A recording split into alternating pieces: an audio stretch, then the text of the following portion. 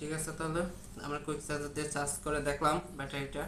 দেখি আমি আলটিমিটারে কত চার্জ দেখায়। তা পুরোটা পজিটিভ আর নেগেটিভটা নেগেটিভ, এটাতে দেখি কত চার্জ দেখাচ্ছে।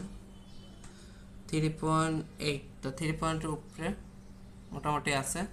তো এখন আমরা এই ব্যাটারিটা, এই যে ব্যাটারির যে মোবাইল সেটটা এখানে রেখে দেখি মোবাইলটা অন হয় কিনা। বিসমিল্লাহ।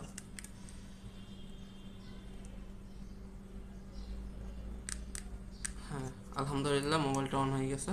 ব্যাটারিটা আমরা জীবিত করতে পারলাম দিন শেষে।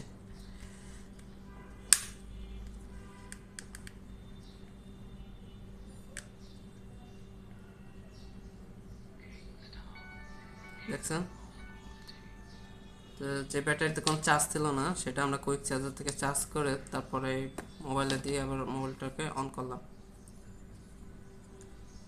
তাহলে বন্ধুরা, যদি এই ভিডিও দেখে আপনারা কোনো কেউ যদি উপকৃত হয়ে থাকেন তো অবশ্যই ভিডিওর জন্য লাইক, শেয়ার ও সাবস্ক্রাইব করে যাবেন ও সর্বদা আমাদের পাশে থাকবেন। ধন্যবাদ।